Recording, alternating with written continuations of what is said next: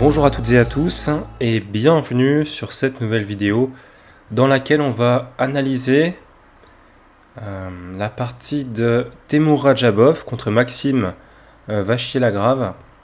Alors il faut savoir que Maxime a perdu cette partie, bon, il était mal dès l'ouverture.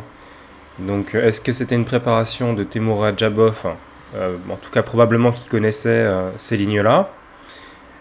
C'est donc une victoire éliminatoire pour Maxime Vachier-Lagrave qui donc quitte la World Cup en demi-finale. Voilà. Et donc la finale opposera donc Temur Radjabov à l'un des deux Chinois présents en demi-finale, qui n'ont pas encore, d'ailleurs qui vont se départager parce que dans les parties lentes, ils n'ont pas encore, il n'y a pas encore de vainqueur. Ils n'ont pas encore réussi à se départager. Alors, on va rentrer dans cette partie-là. L'ouverture commence par cavalier F3. Donc normalement, c'est une ouverture rétie. Cavalier F6, symétrique. Et ici, C4. Donc on passe sur une anglaise. Indienne anglaise. C5.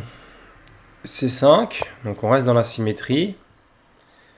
Et ici, cavalier C3. Alors notez que je fais exprès de prendre les pièces blanches, puisque en fait ce qui m'intéresse ici véritablement c'est l'attaque que va développer Temur Radjabov, la thématique d'attaque sur le roc, qui est juste exceptionnelle. Donc D5, C prend D5, cavalier prend D5, et ici le coup de Temur Radjabov c'est E3. Donc on va pas rentrer dans les possibilités. Il y a tout un paquet et ça ne nous intéresse pas puisqu'on va rester vraiment orienté sur la partie. Donc cavalier prend C3, il y a deux possibilités, soit B prend, soit D prend, c'est la partie. Donc D prend C3. Et ici, Maxime aurait pu jouer Dame prend D1, qui aurait permis d'échanger les dames.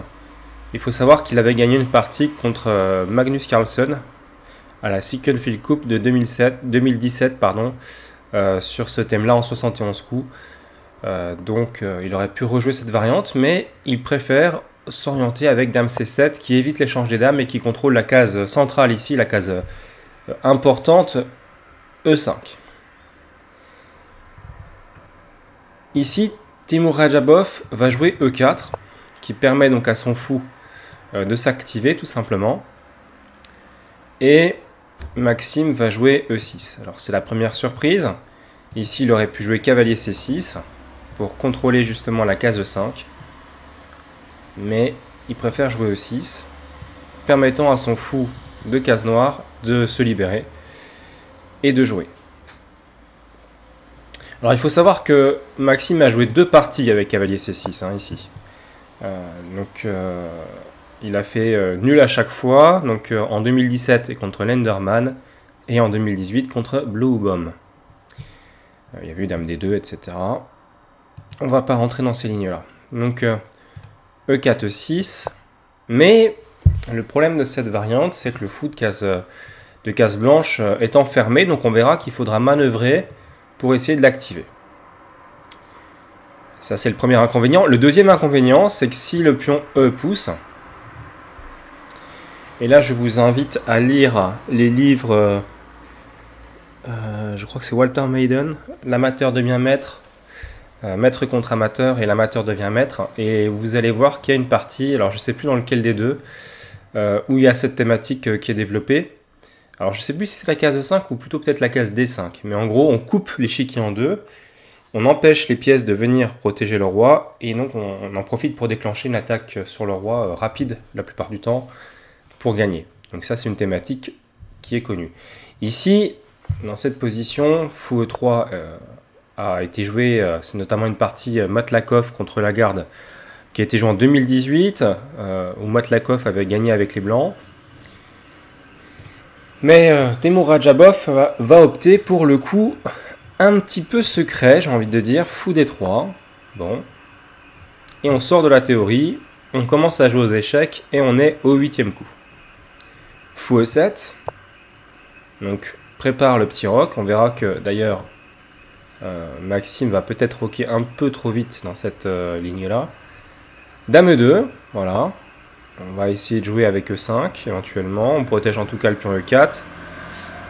Et on a une diagonale par ailleurs qui n'est pas désagréable non plus. Donc c'est intéressant. On va éviter peut-être de faire des grands rocs ici. Mais en tout cas, Dame E2 garde un œil quand même hein, sur la poussée du pion. Hein. Fou D7. Dans l'idée bien sûr de faire Fou C6 et d'activer le fou de case blanche. Ensuite il ne nous restera plus qu'à faire cavalier D7 et le développement des pièces ne sera pas totalement terminé, mais on l'aura déjà bien commencé avec les noirs. Il ne restera plus qu'à placer maintenant le cavalier, le fou et on sera ok. Temur fait petit roc. Alors là vous devez certainement connaître les livres, je crois que c'est l'école des échecs, tome 1 et 2 de Koblenz et Kotov. Avec ces thématiques de rock, en fait, le rock n'est pas un coup de développement, mais permet à la tour de participer au débat, aussi houleux soit-il, surtout sur un roi qui est resté au centre. Hein. Donc on sait tous qu'un roi qui est resté au centre, c'est une cible potentielle, et il faut éviter de jouer avec ça. Donc Maxime va, j'ai envie de dire logiquement, mais ça c'est une logique humaine faillible, il va jouer petit roc. Et ça, c'est un mauvais coup. Ouais. Donc en fait, pourquoi c'est un mauvais coup? Parce qu'il y a un manque de sécurité du roi noir, qui n'a pas de pièce qui le protège, en tout cas pas suffisamment. Avec un cavalier en F6, ça aurait été différent, par exemple. Et le problème, c'est que on va faire une scission. Après E5, toutes les pièces noires sont bloquées, elles restent en retrait sur les deux dernières rangées et plutôt sur l'aile dame, alors que les pièces blanches peuvent très vite s'activer sur l'aile roi et développer donc une attaque gagnante. Alors là, j'ai envie de dire que c'est pas si clair, en tout cas humainement parlant, bien sûr, parce que Maxime contrôle quand même la case G5. Alors ici. Et normalement, ben, c'est plutôt ok. Dans cette partie, ça ne le sera pas. Bon, c'est une exception. Fou C6. Alors là, ça y est, le fou est développé. Et on a des motifs d'attaque, d'échange éventuellement, le cas échéant. Cavalier G5. Voilà. Et le problème, c'est ce coup cavalier G5. Voilà. Et les blancs lancent les hostilités avec cavalier G5. Je vais juste revenir un tout petit peu en arrière, parce que j'ai dit que petit roc n'était pas bon, mais quand on dit que quelque chose n'est pas bon, il faut donner autre chose, il faut donner une bonne variante, toujours. Donc après, à la place de petit roc, plutôt, il fallait jouer A6. Voilà, A6, qui permettait de patienter, de développer plus tard les pièces, et puis de voir, bon... de ne roquer que quand le roi sera vraiment à l'abri, quoi. Alors, là, il y aurait eu fou E3, etc. Donc, on va pas rentrer là-dedans. C'est pas ce qui s'est joué, mais petit roc, on va voir pourquoi c'était une faute. Hein. E5. Alors là, celui-là, il va pas venir là. C'est pas dans les règles du jeu. Donc, fou C6. Cavalier G5. Et là, le coup de Maxime est excellent. Je pense que beaucoup de joueurs auraient joué G6. Qui est plus ou moins thématique. Hein. G6 en général, c'est le coup qui bloque le mieux sur ses attaques avec double fou. Mais ici, Maxime va être extrêmement précis et va jouer H6, qui est effectivement le meilleur coup. Voilà. Donc c'est un coup difficile à jouer. Les blancs sont déjà mieux, ils ont déjà de l'attaque, mais c'est un coup précis. Alors G6, pourquoi c'est pas si bon? On va voir. Parce que sur G6, tour E1, donc il faut protéger hein, ce pion et ensuite passer à l'attaque. Hein. Dame D8.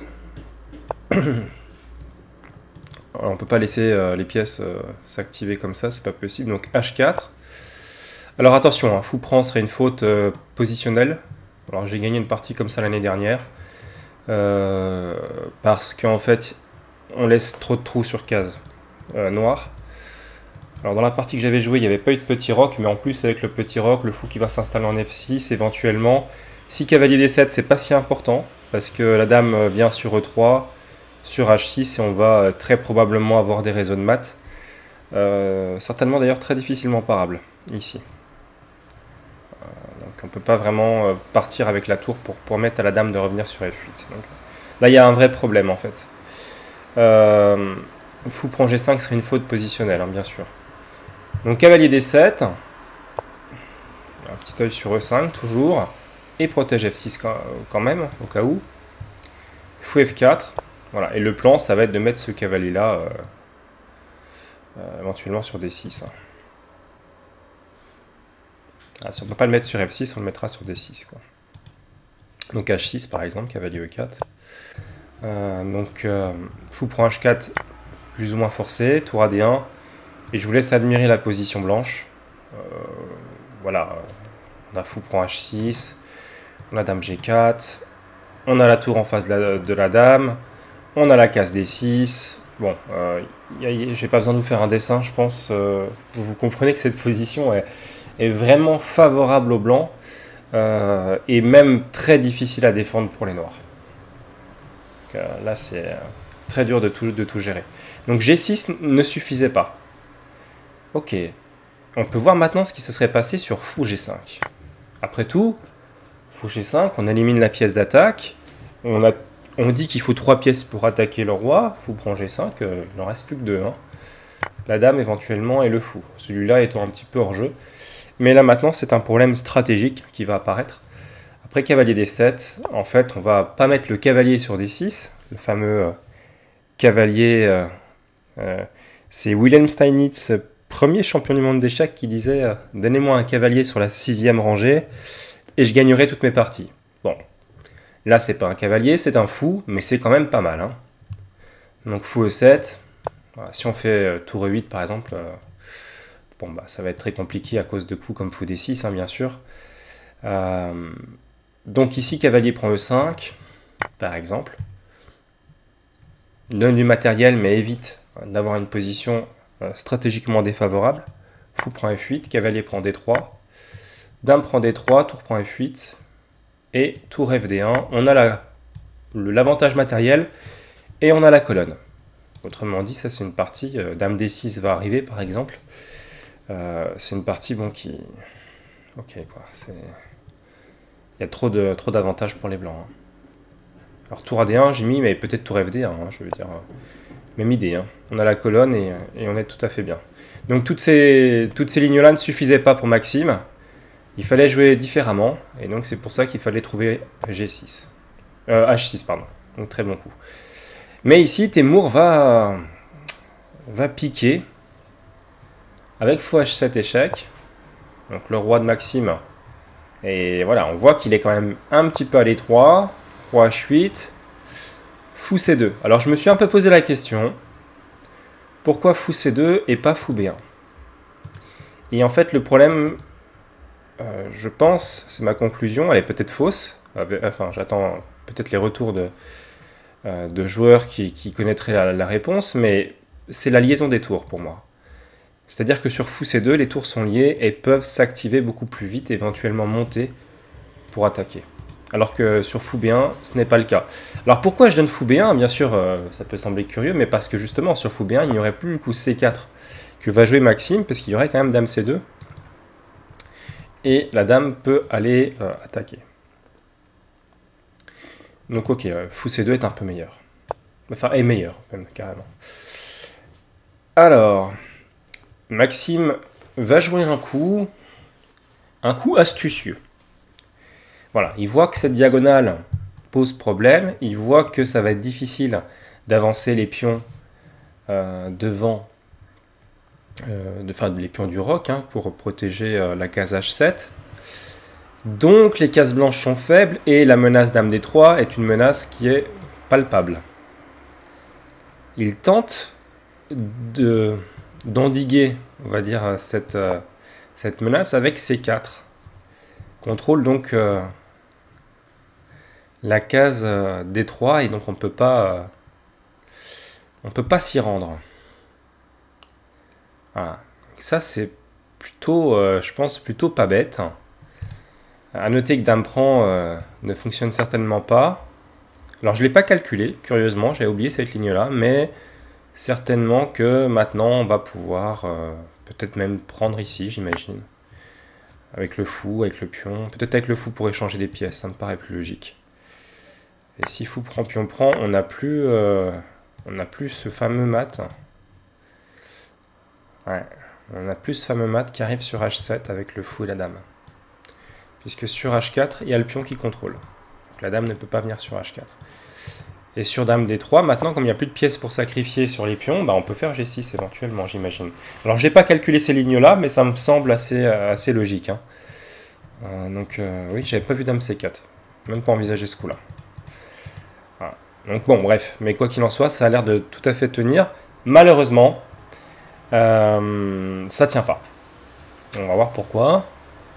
Ça tient pas, mais ça a au moins le mérite de retirer l'accès en fait à cette diagonale par la dame blanche. Hein, à la dame blanche. Donc, il fallait jouer G6 maintenant. C'est ça qui est difficile aux échecs, c'est que parfois il faut pas le jouer, parfois il faut le jouer. Et là, il fallait le jouer. G6 était probablement le meilleur coup. Avec deux possibilités. Alors, j'ai vu deux lignes, hein, peut-être qu'il y en a plus.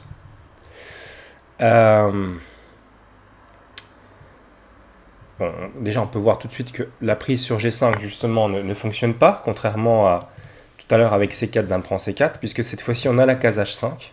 Donc, on rentre sur la colonne H, et on va mater sur H7, directement. Donc, ça, c'est possible. Si on fait fou prend G5, je pense que c'est la même idée. Fou prend G5. Voilà, s'il prend, bien sûr, il est mat, hein, de la même manière. Dame H5, dame H7, et si cavalier D7... Il y a quand même dame D3 qui va être... Alors, on va voir que c'est embêtant, mais c'est pas le meilleur coup. En fait, il ne faut pas le jouer tactique ici parce que il y a une petite astuce de défense avec le cavalier et la dame.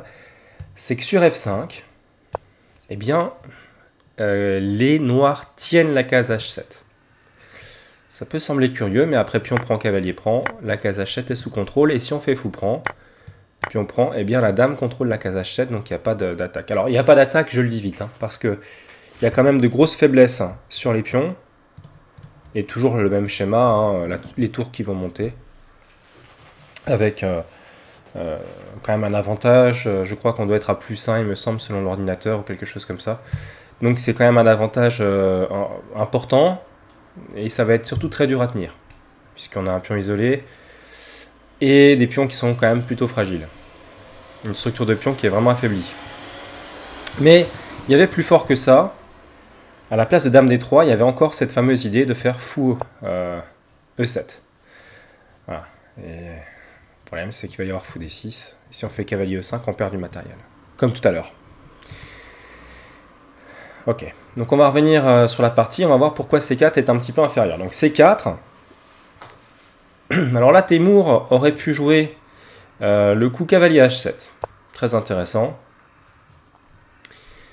Puisqu'on prend le contrôle de l'aile roi. Et on va voir qu'il y a une variante qui est sympa. Tour C8.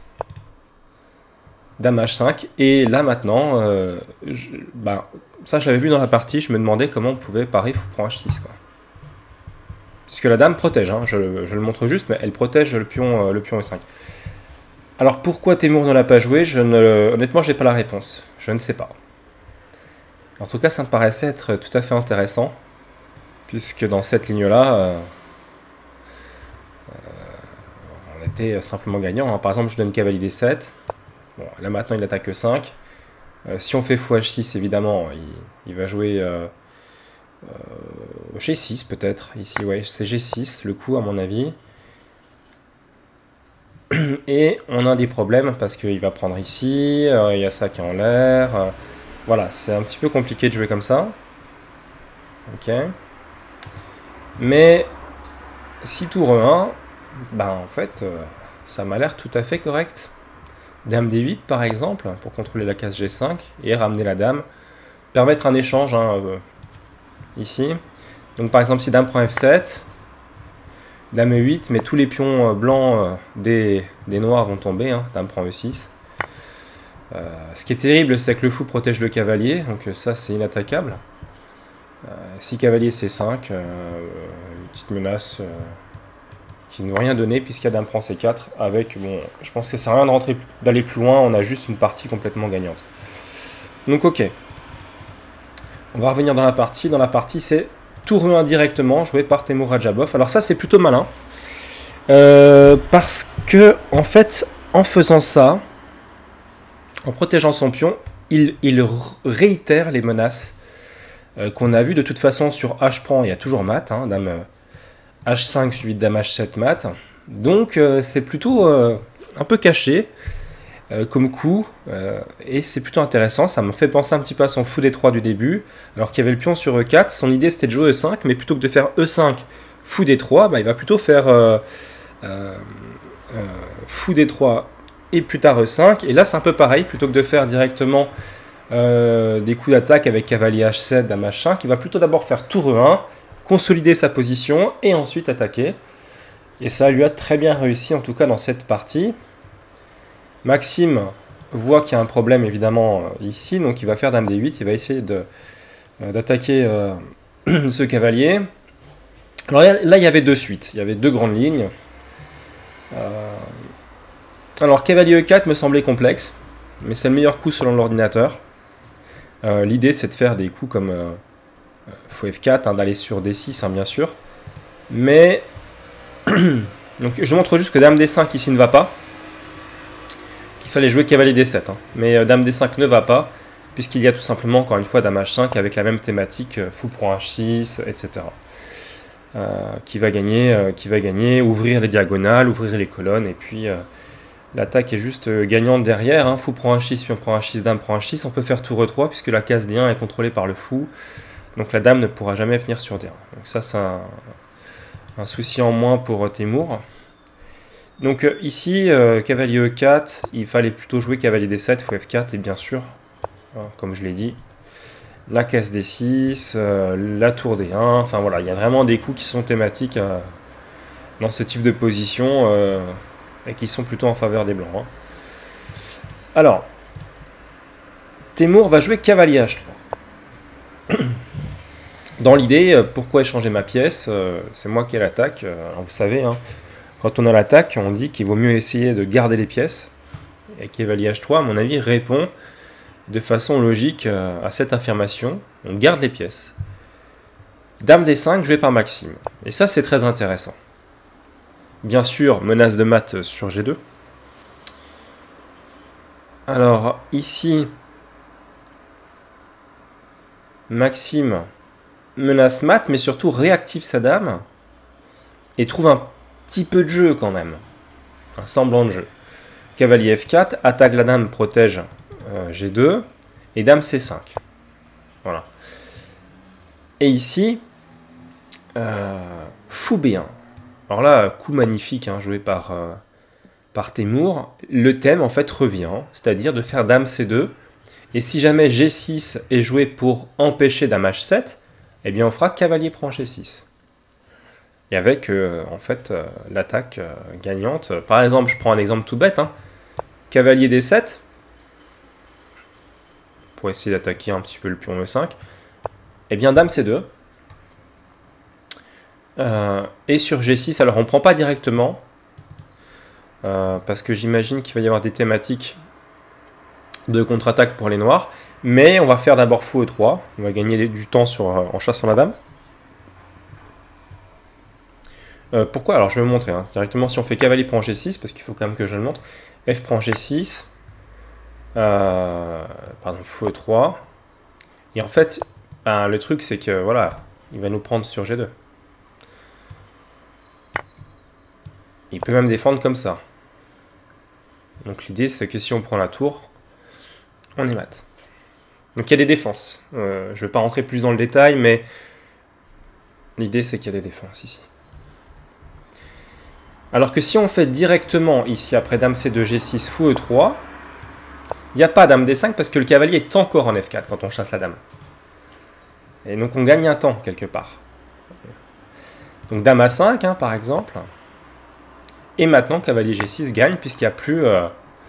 il n'y a plus le temps, en fait, il y a échec. Donc il n'y a plus le temps pour les noirs de se replacer et de pouvoir faire pion prend, tour F7, quoi. Ça marche plus, ça.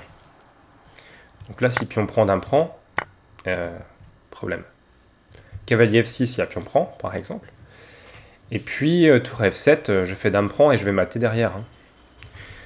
Il y a encore cavalier F8, mais probablement fou H6, et puis la messe est dite, hein, j'ai l'impression. Donc ok, c'est pas possible de jouer comme ça. Donc fou B1. Là, Maxime voit que le problème, c'est le sacrifice du cavalier hein, sur les pions, sur la structure de pions, sur G6. Puisque comme on a poussé H6, bah, G6 forcément est un petit peu plus faible. La digue, c'est toujours de pousser le pion central, le pion qui est au milieu des autres. Quand on pousse un pion sur le côté, bah, on affaiblit quand même un petit peu. Donc fou G5 pour venir attaquer, mais bon, c'est un peu tard déjà. Et là, alors Temur va choisir une orientation. On peut peut-être la critiquer un petit peu. C'est peut-être pas le meilleur coup, mais bon, c'est un coup qui échange un avantage, je dirais, positionnel, un avantage dynamique en avantage matériel. Il prend un petit peu de matériel. Bon, je pense que c'est un petit peu thématique d'échanger aussi quand on ne sait pas trop quoi faire de ses pièces. Cavalier prend E6, il gagne un pion. C'est plutôt intéressant. Alors l'ordinateur trouve un coup que je n'ai personnellement pas trop compris. Il trouve B4. Bon, ça me paraît extrêmement difficile de voir un coup pareil en partie. Alors je peux quand même montrer 2-3 lignes. Par exemple, si dame B5 c'est une faute, puisqu'il y a, après B4 bien sûr il y a dame C2. Hein. Et on repart là-dessus sur F5. Alors là on a coupé la retraite de la dame qui ne peut plus venir sur la 7ème. Hein. C'est l'idée de B4 en fait. Hein. E prend F6. Ouais, dame F5. Parce qu'il y a mat hein, sinon. On prend sur G7 échec. Roi prend G7 et puis cavalier prend E6. Bon, ok. Je pense que ça se passe de commentaires. C'est juste complètement gagnant ici quoi. Bon. On peut revenir un tout petit peu en arrière. Donc B4 était très fort pour cette raison-là. Et s'il prend sur B3, alors on fait d'abord dame D3. Et vous allez voir qu'il y a une très belle suite tactique ici. G6. A prend B3. Bon. Après voilà, c'est des coups qui sont... On peut jouer autrement, hein, mais... Tour D8, il prend la colonne. C'est quand même, je pense, assez logique de jouer ça. Mais la dame, en fait, on l'a mis sur D3 et pas sur C2 pour pouvoir coulisser sur la 3e rangée. Hein. C'est un classique. Donc on se rapproche du roi, dame G3. Et on menace donc cavalier... cavalier G6, fou prend G5 peut-être. Ici. Avec une forte attaque à suivre. Dame prend G5, bien sûr, attaque la tour, hein, évidemment. Donc ça va être mat, hein, cette histoire-là. Dame E7 pour défendre le fou. Et là... Fou à 3. On chasse la dame. Donc, déjà ce coup-là est un petit peu difficile à trouver. Dame E8. Hein, on a un petit peu affaibli cette diagonale. Hein, il ne pouvait pas protéger parce que F6 est pris, F7 est pris. H4. Voilà. Bon, là bien sûr il peut prendre, mais ça va être perdant. Et parce que là encore une fois, c'est l'affaiblissement sur case noire, hein, thématique. Hein. Et si jamais il fait fou E7, alors là il y a un coup qui est très beau. Je vous laisse chercher d'ailleurs si vous voulez trouver, si vous voulez essayer de trouver la tactique qui était possible ici pour Temur dans cette position. C'est simplement fou E7, dame E7 et dame G6. Menace mat. Et si pion prend, bah, tout simplement cavalier prend fourchette, je récupère sur E7. Je vais pouvoir échanger le fou et j'ai une partie gagnante, j'ai plus de pions. Donc, voilà, par exemple, ce genre de ligne. Et ouais, c'est juste beaucoup mieux pour les blancs. C'est juste même complètement gagnant en fait, hein, tout simplement pour les blancs. Ici quoi. Alors d'ailleurs stratégiquement, est-ce qu'on prend tout de suite? Est-ce qu'on attend qu'il déplace le cavalier pour prendre ensuite? Ça se discute. Hein. Peut-être qu'il ne va pas nous laisser le choix d'ailleurs, donc auquel cas on devra soit prendre, soit repartir, suivant aussi notre style de jeu. Bon, on ne va pas rentrer là-dedans. Dans la partie, c'est cavalier prend E6, qui est joué par Temur Radjabov, F prend E6. Et maintenant, fou prend G5. Alors, que se passerait-il? Et là, je vais encore une fois vous demander de chercher par vous-même si Maxime avait joué pion prend G5. Essayez de trouver le mat qui a lieu ici en 4 coups, si je ne me trompe pas. Alors, je vous le donne. C'est Dame H5, Roi G8. Alors, on va pas faire Dame H7 parce qu'il y aurait Roi F7 et il part. On va faire Fou H7, Roi H8, Fou G6. On contrôle la case F7, c'est extrêmement important avec l'échec à la découverte. Roi G8 et Dame H7. Ça, c'est un classique, il faut le connaître par cœur. C'est un mat qui apparaît très souvent. Hein. En tout cas, c'est une thématique qui est assez récurrente. Alors, on va revenir un tout petit poil en arrière. Fe6 est joué. Fou prend G5. Et maintenant, Dame D5. Menace mat sur G2. Et c'est pour ça que je pensais que Fou G5 m'avait semblé curieux à première vue, puisque j'avais envisagé un sacrifice de la Dame sur G2. On va voir.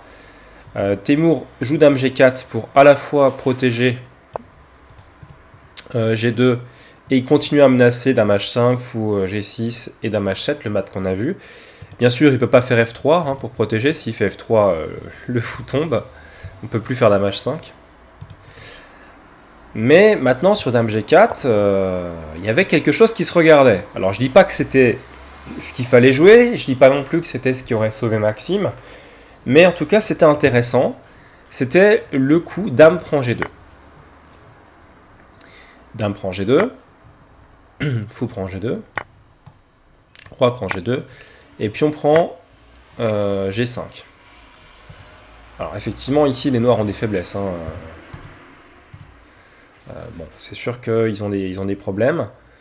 Mais ce qu'on peut dire quand même, c'est que, bon, alors peut-être Fou G6, c'est vrai que là, on contrôle beaucoup de choses.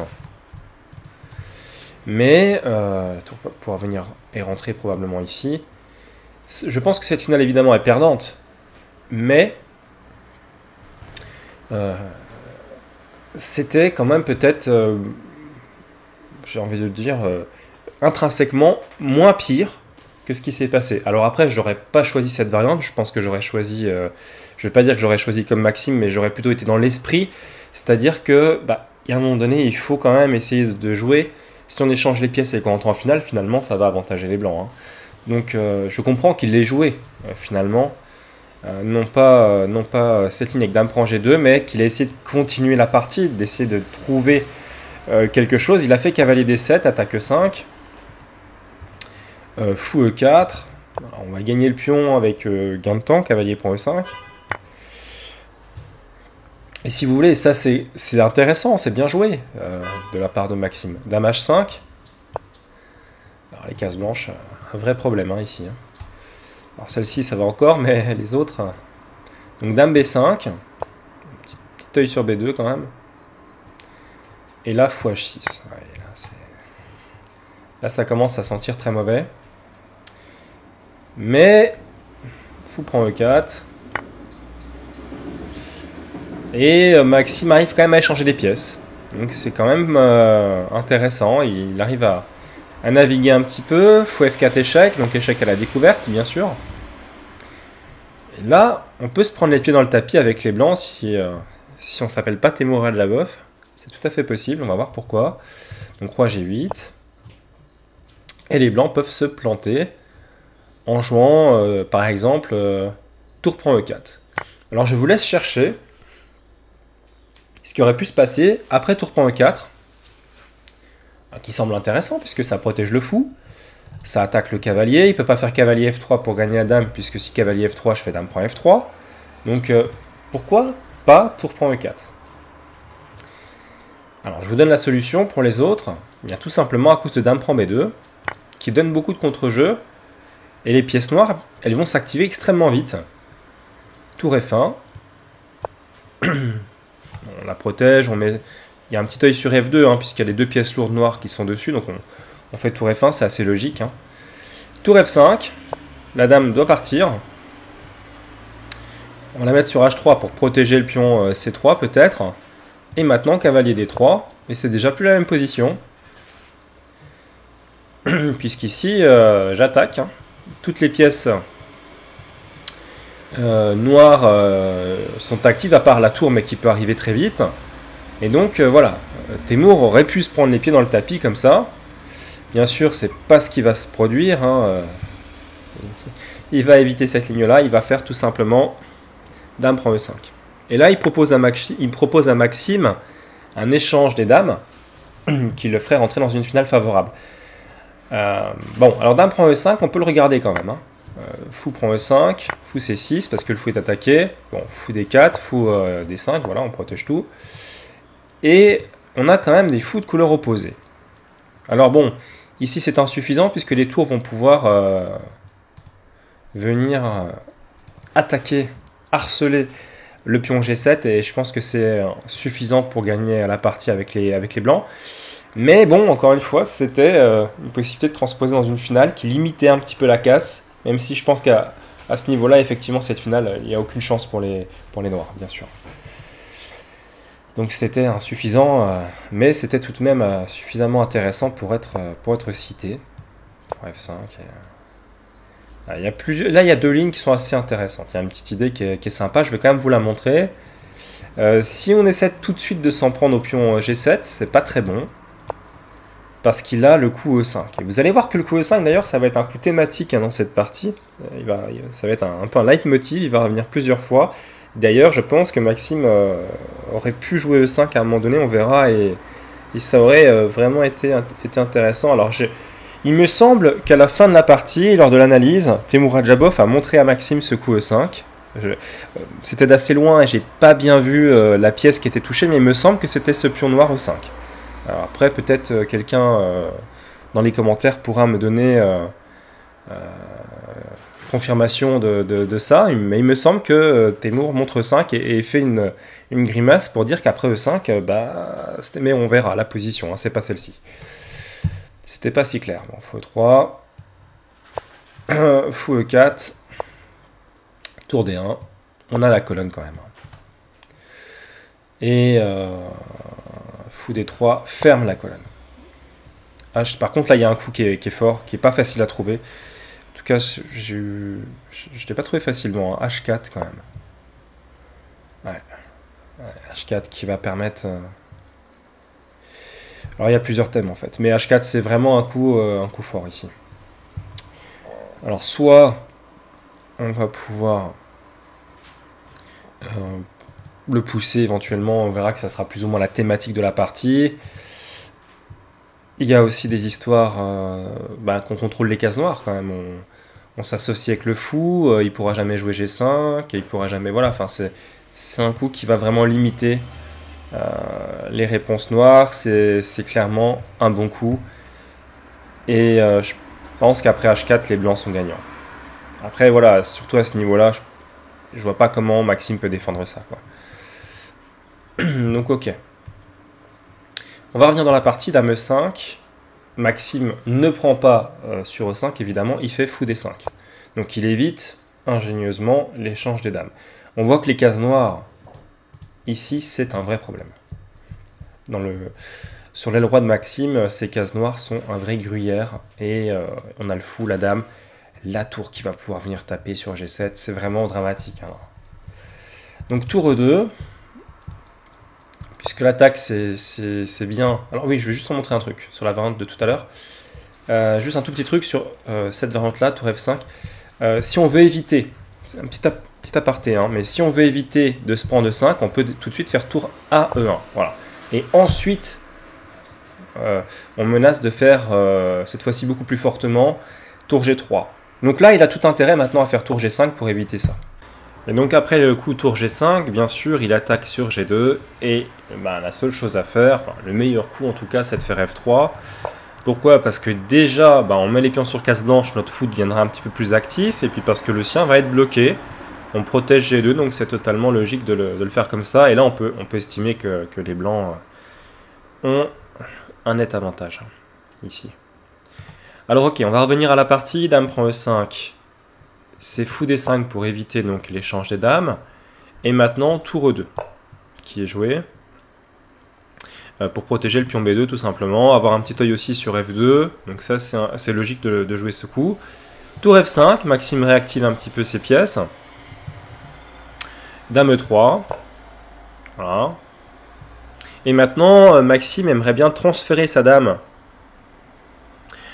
sur l'aile roi. Donc la mettre en G6 par exemple. Hein, avec un petit œil toujours sur G2. Donc Dame E8 est jouée. Et prépare donc l'avenue de la dame sur G6. F3.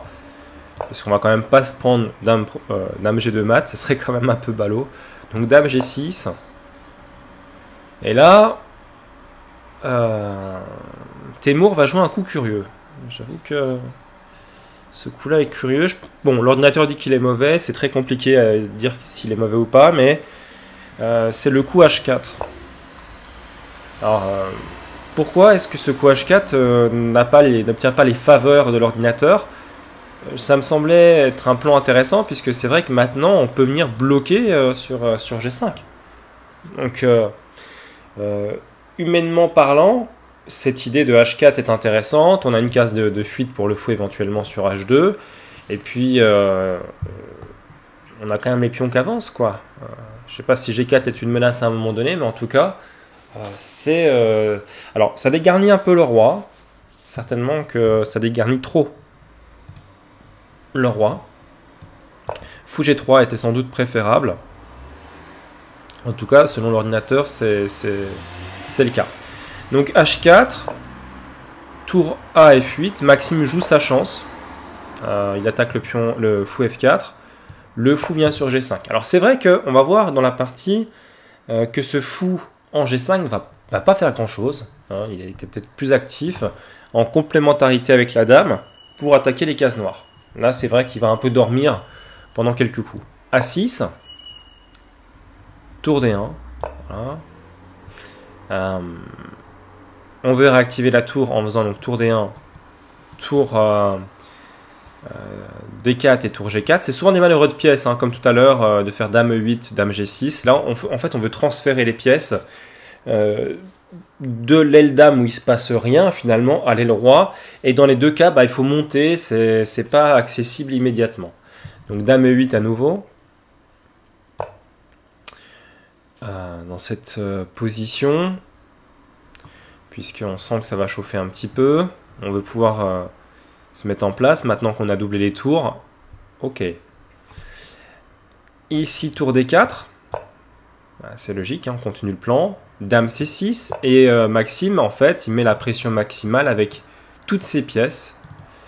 En fait, il se sert d'une case et il concentre ses forces sur cette case-là. En général, c'est plutôt intéressant de jouer comme ça. Bon, ici, c'est insuffisant, mais en tout cas, c'est intéressant à voir. Tour G4.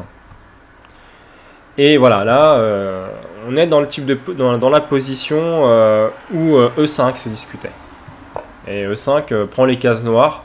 Comme le fou est venu s'enfermer sur G5, c'est quand même là plus la même partie après E5. Hein. Et c'est vrai que si on joue pas E5, on va vraiment avoir des gros problèmes. Alors on va voir dans la partie. Dans la partie, Maxime joue roi H7. Et ça, malheureusement, bah, c'est pas le coup. Voilà, ça permet en fait à Temur de refaire fou F4 et de venir en fait sur E5. Hein. Donc tour F7. Voilà, fou E5 et malheureusement les cases. Enfin, c'est là maintenant qu'on a la cible sur G7. Ça va être très compliqué. Donc B5, Maxime joue la contre-attaque sur l'aile Dame. Il protège aussi le pion C4. Dame F2. Voilà, on voit, hein, l'idée c'est encore une fois une manœuvre de pièces, exactement comme dame E8, dame G6. L'idée c'est de faire dame F2, dame G3, enfin, c'est des manœuvres de pièces. Dame D7, dame G3. Et là, peut-être il fallait jouer A5 et essayer d'envoyer de l'autre côté. Mais Maxime va préférer le coup tour H5.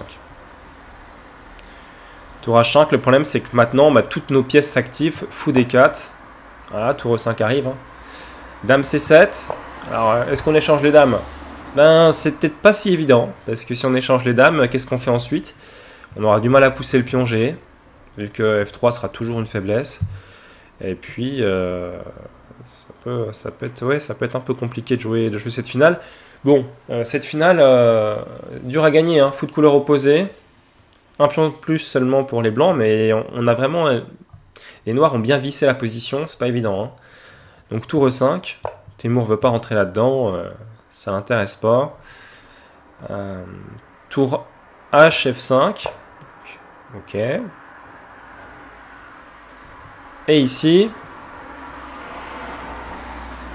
donc, ce qui va se passer, c'est qu'il faut quand même faire un petit peu attention hein, à des fous F3. Bon, c'est pas encore dramatique, puisque le fou protège la case F2, donc on ne pourrait pas voir fou F3, pion F3, tour F3, et puis tour F1, tour F2 qui gagnerait la dame, ou qui permettrait de l'échanger. Enfin voilà, ça pourrait être un peu compliqué, parce que si la... Ici d'ailleurs il n'y a pas vraiment de menace, hein, mais ok, ça pourrait être un petit peu une thématique si on joue un peu mal avec les blancs. Ici bien sûr, tour G5 directement. Les blancs sont là maintenant vraiment gagnants, hein. Il n'y a plus vraiment de suspense. Roi G8. Ouais. Encore une fois, on voit que comme ils ont les cases noires, comme ils ont cette diagonale A1, H8, les blancs sont vraiment mieux. Ils vont juste pousser le pion et fragiliser encore davantage le pion G7. H5, ouais. Très bon coup hein, avec l'idée H6. Tour G5, voilà. Il y a un moment donné, il faut prendre des décisions. Dame G5. Ok, Dame E7. Maxime propose l'échange de dames. Hein, la position est plus ou moins vissée. Ben, s'il échange les dames, il pense avoir une petite chance. Malheureusement, ici, bon, de toute façon, le coup G6 va arriver, bien sûr. Hein. Le coup H6 pardon, va arriver. Donc Dame G4 et le coup final c'est tour F5. Alors c'est intéressant parce que sur prise, on prend Dame prend, il y avait pas un perpétuel parce qu'il y a toujours Dame H3, mais c'était quand même quelque chose qui se regardait. Ici. Ouais. Bon. Est-ce que ça peut s'annuler? Faut de couleur opposée quand même. Hein. Donc si dame échec, dame H3, dame prend. Peut-être que c'était ce qu'espérait Maxime. Je ne sais pas. Mais en tout cas, quoi qu'il en soit, c'est pas ce qui s'est joué, bien sûr. Et ce qui s'est joué, c'est dame prend F5. Et maintenant, Maxime a abandonné parce que, bah, tout simplement, sur pion prend, il y a tour prend dame, et cette fois-ci, Temur a une pièce de plus, une tour de plus même, ainsi que 2 pions, donc ok, la partie est un pion, donc la partie est juste perdue. Une tour, un pion, ça fait 6 points à peu près. Donc c'est juste... bon, en plus, il y a le pion G7 qui tombe, il y a le pion H qui va à dame, donc ça, c'est juste foutu, quoi. Donc là, il abandonne. Donc voilà, vous avez une petite explication. Alors, je vous ai montré les lignes qui m'intéressaient, j'ai pas été hyper exhaustif, la vidéo a déjà duré longtemps, je voulais pas non plus qu'elle dure beaucoup plus longtemps que ça, donc j'ai vraiment essayé de limiter sur la fin et de montrer simplement les idées très générales. Donc voilà, c'est la fin de cette vidéo, j'espère qu'elle vous a plu. En tout cas, on est désolé que Maxime ait perdu, mais bon, gageons qu'il fera mieux la prochaine fois. En tout cas, il a fait un bon tournoi, hein. C'est une belle performance. Je vous souhaite à toutes et à tous de rapides progrès, et puis je vous dis à très bientôt pour de nouvelles vidéos sur cette chaîne YouTube. Ciao ciao!